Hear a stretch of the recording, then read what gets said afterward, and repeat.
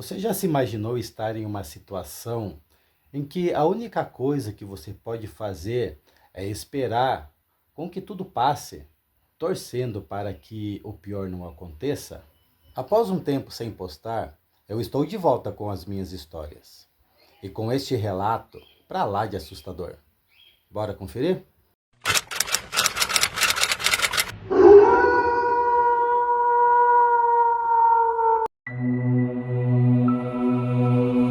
Desde que eu me conheço por gente, minha família tem o costume de passar o Natal e o Ano Novo na fazenda dos meus avós, no interior do Paraná. Eles dizem que é para fugir da agitação e da violência da cidade grande. Só que eu sempre achei que havia algo a mais por trás desta tradição. Eu tinha 15 anos quando descobri o que era. A fazenda dos meus avós ficava isolada, no meio do nada, cercada por uma floresta densa e escura. A única estrada que levava até lá era de terra batida, cheia de buracos e pedras. Não havia nenhuma outra casa por perto, nem sinal de telefone ou internet. Era como se estivéssemos em outro mundo, longe de tudo e de todos.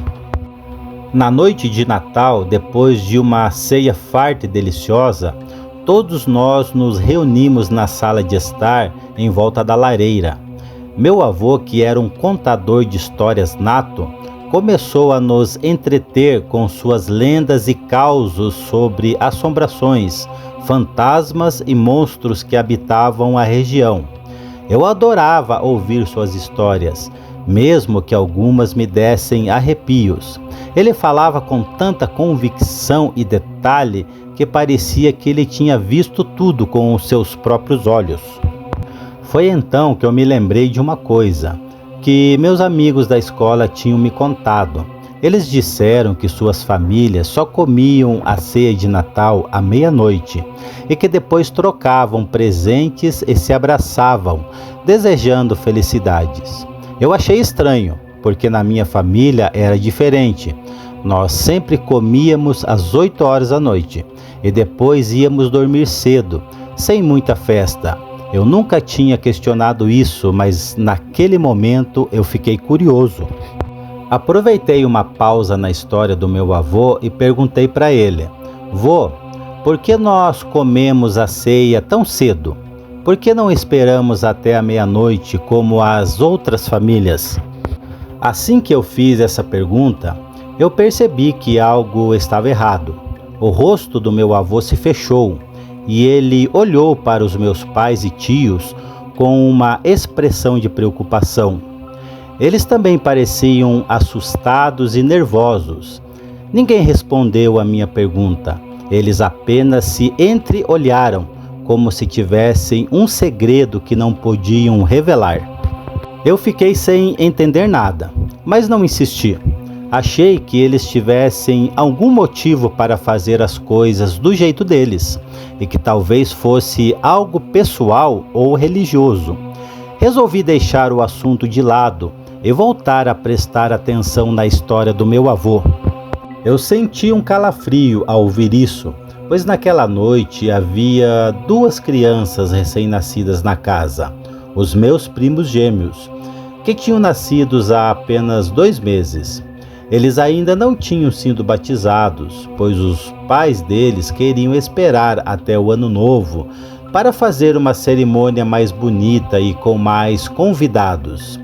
Eu olhei para eles que dormiam tranquilamente no berço e me perguntei se eles estariam seguros ali. Meu avô percebeu o meu olhar e disse: Não se preocupe, meu filho, nós estamos protegidos aqui dentro. Nós temos fé em Deus e Ele não vai deixar que nada de mal nos aconteça. Além disso, temos os nossos cachorros. Eles são bravos e fiéis e que não deixam nenhum tipo de bicho estranho se aproximar da casa. E se por acaso algum lobisomem aparecer por aqui, nós temos as nossas armas, que são de boa qualidade e bem afiadas. Nós sabemos como nos defender e não vamos deixar que nada nem ninguém nos faça mal. Eu fiquei um pouco mais tranquilo com as palavras do meu avô, mas ainda assim eu sentia uma certa inquietação no ar. Eu olhei pela janela e vi que a noite estava escura e silenciosa. A lua estava cheia e brilhante, iluminando a estrada de terra que levava até a fazenda. Eu me perguntei se havia algum lobisomem por ali, espreitando na sombra, esperando uma oportunidade para atacar. Eu não sabia, mas naquela noite eu iria descobrir. Algumas horas depois, eu estava dormindo no quarto que eu dividia com os meus pais e os meus irmãos. Eu tive um sonho estranho, em que eu estava na floresta correndo de um lobo enorme e feroz, que rosnava e babava, tentando me alcançar. Eu corria o mais rápido que podia, mas o lobo era mais rápido e mais forte. Ele estava quase me pegando, quando eu acordei com um barulho alto e assustador.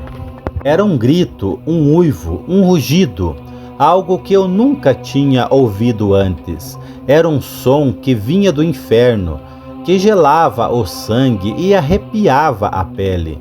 Eu me levantei da cama assustado e vi que os meus pais e os meus irmãos também tinham acordado. Eles estavam com os olhos arregalados e as bocas abertas, sem saber o que fazer. Eu ouvi passos apressados no corredor. Eu vi o meu avô e os meus tios passarem pela porta do quarto, cada um carregando um pedaço de pau ou de ferro na mão. Eles pareciam assustados, mas também determinados. Eles gritavam uns para os outros, dizendo que tinham que proteger a casa e as crianças, que tinham que enfrentar o bicho, que tinham que matar o lobisomem. Eu não entendi nada. Lobisomem? Que lobisomem? Aquilo era real? Aquilo era possível? Eu perguntei para minha mãe o que estava acontecendo, mas ela não soube me responder. Ela só me abraçou forte e me disse para que eu ficasse quieto e rezasse. Eu ouvi outro grito do lado de fora, mais alto e mais forte.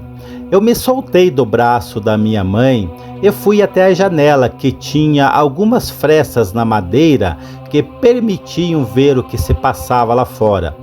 Eu olhei por uma das frestas e vi uma cena que eu nunca vou esquecer.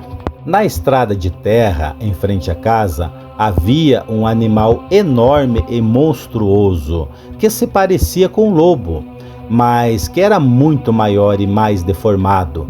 Ele tinha o pelo negro e emaranhado, os olhos vermelhos e brilhantes, os dentes afiados e amarelados, as garras longas e curvas. Ele soltava fumaça pelas narinas e saliva pela boca, e tinha um cheiro horrível de carne podre e sangue coagulado.